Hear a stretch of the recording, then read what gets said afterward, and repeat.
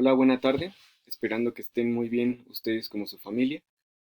Ahora toca el tema, el punto de la reforma educativa eh, desarrollada en 2012 en el gobierno de Enrique Peña Nieto, pero esta reforma va a ser enfocada al aspecto del área de la ley, lo cual en relación a algunos artículos que a mi parecer son de los más relevantes para poder comprender su significatividad en el área educativa.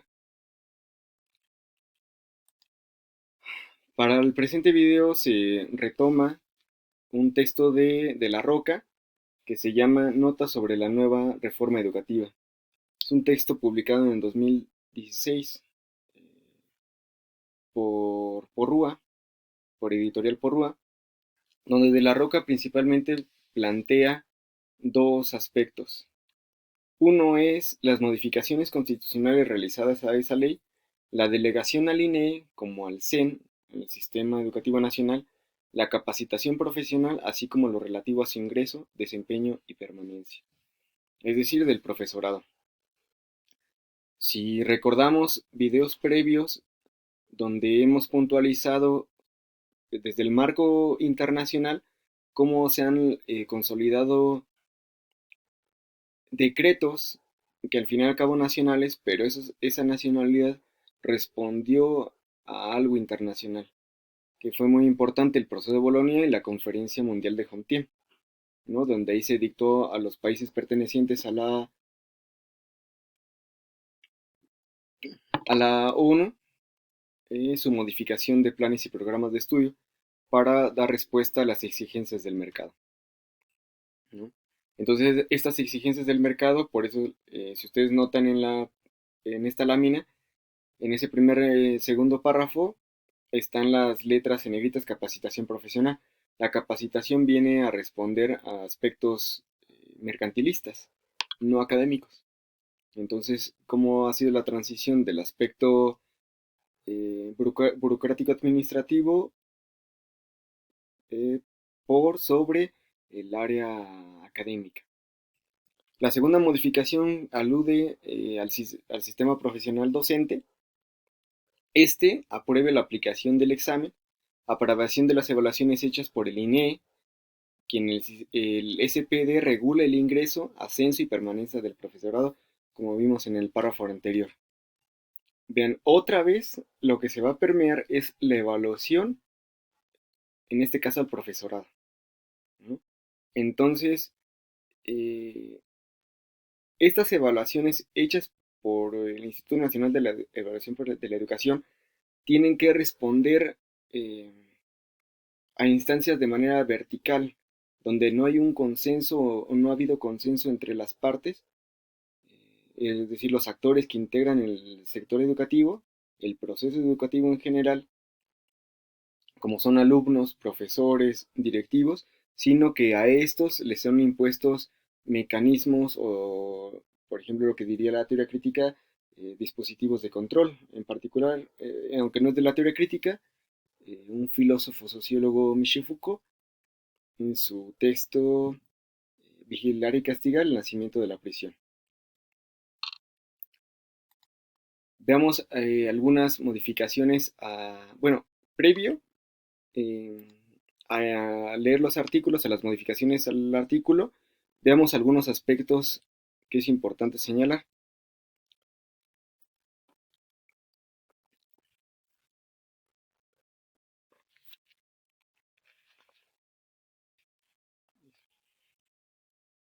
Esta es la justificación para argumentar sobre la calidad de la educación. Aunque nunca se ha definido qué quieren decir con calidad, aún más, no hay ningún estudio que muestre que, después de aprobar este tipo de exámenes estandarizados o ser promovidos, un maestro aumente la calidad de la educación o como se dice en los ambientes educativos, nada revela que ese mecanismo influya en la mejora escolar. Expliquemos un poco este punto que plantea De la Roca a propósito de la capacitación profesional. Traigo a colación una reflexión que hace Gil Anton, un investigador del Colegio de México, cuando justamente estaba dos partes contrapuestas, la visión oficial, es decir, desde gobierno, reproducido por los mass media, es decir, los medios masivos de comunicación, sobre eh, lo que debería de hacer el profesorado en aquel entonces. Ujú. Y esto es que es la versión oficial, que estaba la CENTE con S, que es el Sindicato Nacional de Trabajadores de la Educación, y por otra parte, en su contraparte estaba el CENTE, perdón, ahora la CENTE con C, que es el sindicato, perdón, el sindicato, y ahí habían dos visiones contrapuestas. Bueno, en esta reflexión que hace Gil Antón, él pone, por ejemplo, que la reforma en términos de ley era en torno a la capacitación del profesorado, no en el aspecto intelectual académico. Es decir, que si traer una corbata, ponerle un corbata al profesor, implicaría el aumento a la calidad educativa. Y él hacía una analogía muy buena, donde decía, haciendo la analogía entre un profesor y un conductor de microbús, dice, se le echan la culpa al quien maneja el microbús o el autobús. Sin embargo, se pierde de vista, por ejemplo, que el autobús que conduce el chofer no tiene buenos frenos, no tiene buenas llantas. Además, que la carretera sobre la cual maneja tiene baches, eh, no se le ven las líneas que diferencian un carril de otro, etcétera. ¿Qué quiere decir ahí? Es que en estas reformas que vienen desde Calderón y luego se fortalecieron y se impusieron de manera más fuerte con el gobierno de Enrique Peña Nieto, quien se satanizó o el quien se le echó la culpa solamente, no es que no la tenga, pero solamente se percibió como el único culpable al profesorado, ¿no? Entonces esta crítica que le leí de La Roca es, si ya poniéndole corbata al profesor, ya se puede hablar de calidad educativa, ¿no?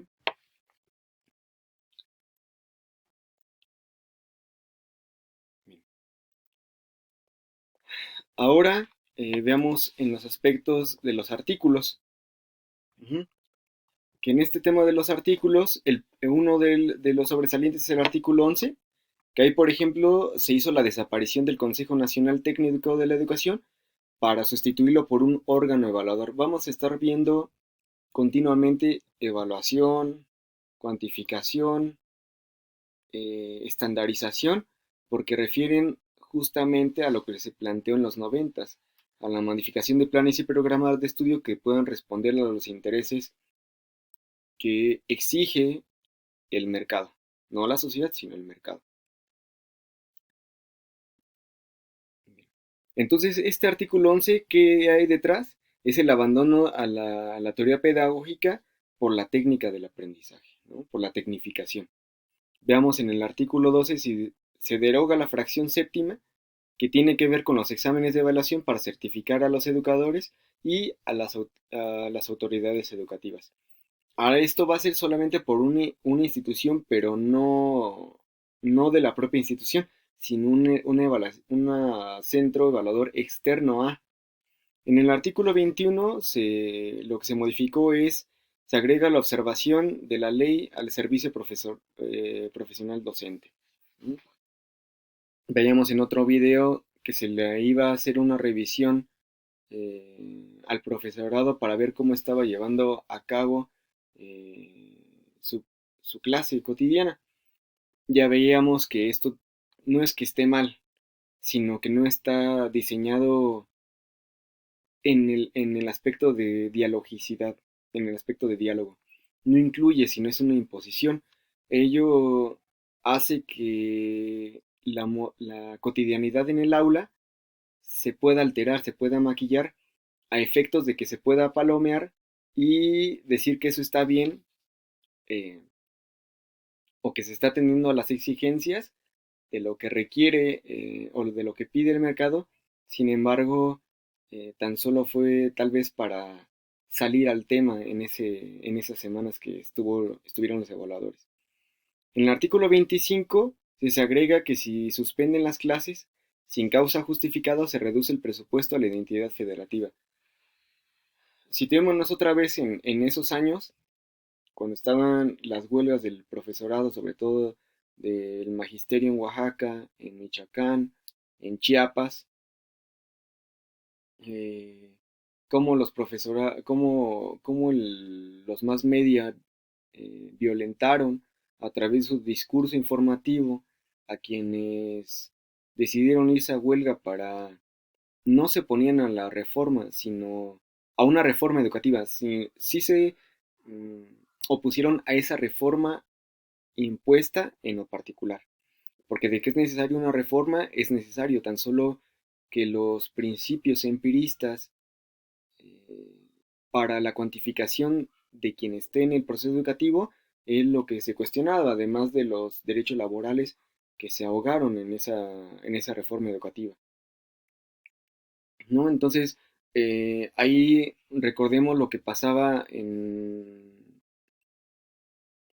publicidad, en los comerciales de los canales de televisión, principalmente Televisa y TV Azteca, donde ponían a una profesora bien vestida y con el sindicato, estaba al lado del sindicato, el logo del sindicato, y por otra parte, es decir, lo que sí se debería de hacer, el profesor quedarse en clase,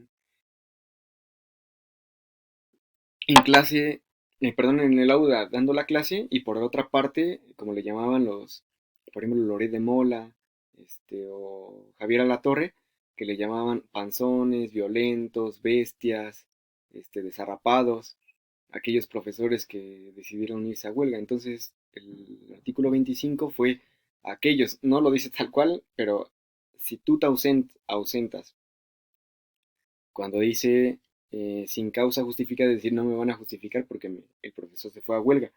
Entonces, para golpearte en lo económico, justamente es quitarte el salario correspondiente a cuando el profesor se esté en huelga. En el artículo 29 dice las evaluaciones, la evaluación de la Secretaría del Sistema Educativo Nacional, es decir, el CEN, es tarea del INE, pero ojo aquí, pero depende de la institución que elabora las encuestas nacionales, es decir, del INEGI. Y el INEGI delega esa tarea a un organismo externo, como habíamos visto previamente. Ese organismo externo es el Ceneval. Entonces, el Ceneval es el que va a decir, el organismo que va a decir el ascenso, promoción o aceptación del magisterio.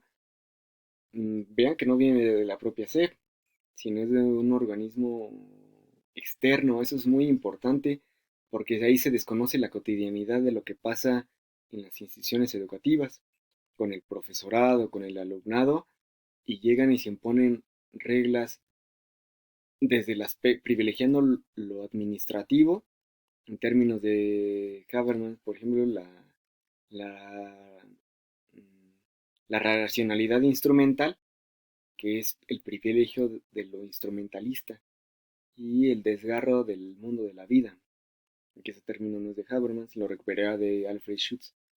Entonces, estos eran los golpes principalmente que se dieron esos artículos a esa reforma de 2012.